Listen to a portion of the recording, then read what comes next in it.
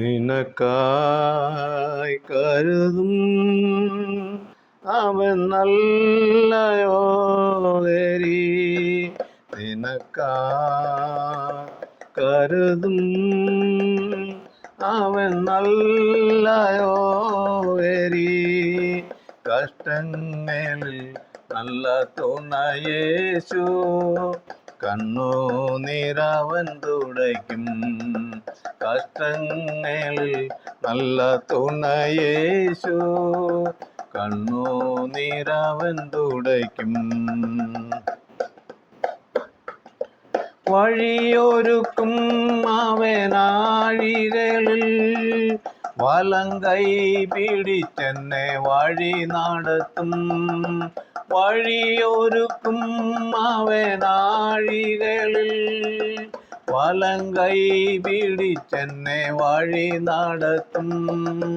വാതിലുകൾ പലതും അടഞ്ഞിടുമ്പോൾ വല്ലവൻ പുതുവഴി തുറന്നിടുമേ. നിനക്കായി കരുതും അവൻ നല്ലയോരി. കഷ്ടങ്ങളിൽ നല്ല തുണയേശു, കണ്ണുനീരവൻ തുടയ്ക്കും. വാഗ്ദത്തം നമ്മുടെ നിക്ഷേപമേ, വാക്കു പറഞ്ഞവൻ മാറുകില്ല. വാനവും ഭൂമിയും മാറിടുമേ, വചനങ്ങൾക്കൊരു മാറ്റമില്ല. നിനക്കായി കരുതും അവൻ നല്ലയോരി. കഷ്ടങ്ങളിൽ നല്ല തുണയേശു, കണ്ണുനീരവൻ തുടയ്ക്കും. കഷ്ടങ്ങളിൽ നല്ല തുണയേശു, കണ്ണുനീരവൻ തുടയ്ക്കും. കർത്താവായ യേശു ക്രിസ്തുവിൻ്റെ നിസ്തുല്യ നാമത്തിലുള്ള പ്രിയ ശ്രോതാക്കൾക്കും സ്നേഹവന്ദനം അറിയിക്കുകയാണ്. ഇന്നത്തെ പ്രഭാത ചിന്തയ്ക്കായിട്ട് 2 പത്രോസിൻ്റെ ലേഖനം 1-ാം അധ്യായം അതിൻ്റെ 1 മുതൽ 4 വരെയുള്ള വാക്യങ്ങളെ ആസ്പദമാക്കി വിലയേറിയ വിശ്വാസവും അതിമഹത്തായ വാഗ്ദത്തങ്ങളും എന്നുള്ള ഒരു വിഷയമാണ് ഓർമ്മിപ്പാൻ ആഗ്രഹിക്കുന്നത്. പത്രോസിൻ്റെ ഈ 2-ാം ലേഖനത്തിലെ ഏറ്റവും പ്രധാനപ്പെട്ട വാക്യമാണ് 3-ാം അധ്യായം അതിൻ്റെ 9-ൽ പറഞ്ഞിരിക്കുന്നത്.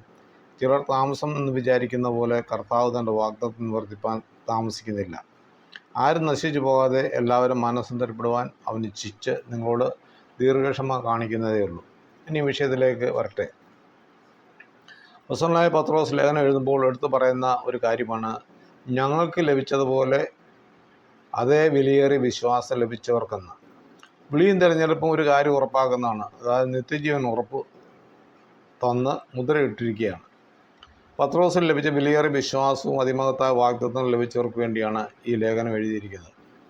ലോകത്തിൽ മോഹത്താലുള്ള നാശം വിട്ടൊഴിഞ്ഞ് ദിവ്യ സ്വഭാവത്തിന് കൂട്ടാളികളായി തീരുവാൻ സംഗതി ആയതുകൊണ്ടാണ് ഇതിന് വിലയേറിയ വിശ്വാസം എന്ന് പറയുവാൻ സാധിക്കുന്നത്. അതിനാലാണ് പറയുന്നത് ഇത്ര വലിയ രക്ഷ എന്നും. ഇത് ഒരുവൻ്റെ സാധാരണ വിശ്വാസം പ്രാപിച്ചെടുപ്പാൻ സാധ്യമല്ല.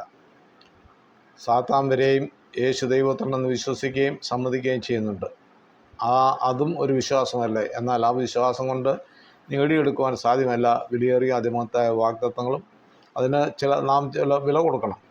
അതാണ് പത്രോസ് പറയുന്നത്. ഈ ലോകത്തിൽ വിവിധങ്ങളായ മോഹങ്ങൾ കൂടെ നാശത്തിലേക്ക് വഴിതിപ്പിക്കൊണ്ടിരുന്ന നമ്മെ യേശു ക്രിസ്തു തൻ്റെ വിലയേറിയ രക്തം ഊറ്റിക്കൊടുത്താണ് നമ്മെ വീണ്ടെടുത്തത്. ആ വിലയേറിയ രക്തത്തിന് മാത്രമേ ഒരുവനെ പാവമില്ലാത്തവരാക്കി തീർക്കുവാൻ സാധ്യമാകുള്ളൂ. അങ്ങനെ യേശു ക്രിസ്തുവിൻ്റെ പരിജ്ഞാനത്തിൽ നമുക്ക് ലഭിച്ചത് കൃപയും സമാധാനവുമാണ്.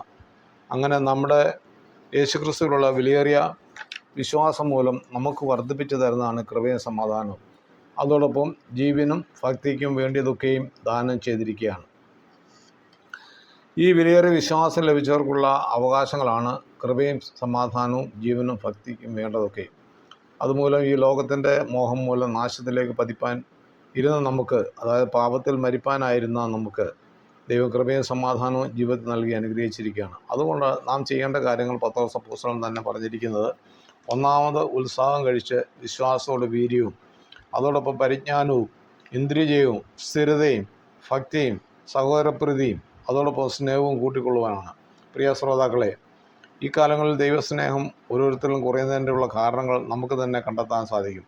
പത്രോസ് അപ്പോസ്തലൻ കൂട്ടുവാൻ പറഞ്ഞിരിക്കുന്ന വിഷയങ്ങൾ നമ്മിൽ നിന്ന് കുറഞ്ഞു പോയതിനാലാണ് അവസാന സ്നേഹമില്ലാതെ പോകുന്നത്, വിശ്വാസത്തിൽ തണുത്തു പോകുന്നത്. ആകയാൽ നാം ഒരു കാര്യം ഓർത്താൽ മതി: ഈ നഷ്ടപ്പെടുത്തിയ ആത്മീയ വീര്യവും ദൈവിക പരിജ്ഞാനവും ഇന്ദ്രിയജയവും സ്ഥിരതയും ഇല്ലായ്മയും ദൈവഭക്തിയും സഹോദരപ്രീതിയും ഇതൊക്കെ ഈ വിലയേറിയ വിശ്വാസം അകന്നു മാറിയിട്ടുണ്ടെങ്കിൽ ആ വിലയേറിയ വിശ്വാസത്തോടുകൂടി എല്ലാം കൂട്ടിവെക്കുകയും ചേർക്കുകയും ചെയ്യുമ്പോൾ അകന്നു മാറിയുന്ന സ്നേഹം തനിയെ ജീവിതത്തിലേക്ക് മടങ്ങി വരും. അങ്ങനെ പുനഃസ്ഥാപിക്കപ്പെടുമ്പോൾ അങ്ങനെയുള്ളവർക്ക് ഒരുക്കി വച്ചിരിക്കുന്ന അതിമഹത്തായ വാഗ്ദത്തങ്ങളാണ് നമുക്ക് പ്രാപിച്ചെടുക്കുവാൻ സാധിക്കും. ആ ദൈവിക അനുഗ്രഹങ്ങളെ നഷ്ടമാക്കുവാൻ സാത്താൻ ശ്രമിച്ചുകൊണ്ടിരിക്കുകയാണ്. ആകയാൽ ഇത്ര വലിയ ഈ രക്ഷയെ അഗണ്യമാക്കാതെ വിശ്വാസത്തിൽ നിലനിന്നുകൊണ്ട് വാഗ്ദത്തങ്ങളെയും അവകാശങ്ങളെയും പ്രാപിച്ചെടുക്കുവാൻ സർവശക്തനായ കർത്താവ് ഏവരുടെയും ജീവിതത്തിൽ ഇടയാകട്ടെ എന്ന് പ്രാർത്ഥിക്കുകയും ആശംസിക്കുകയും.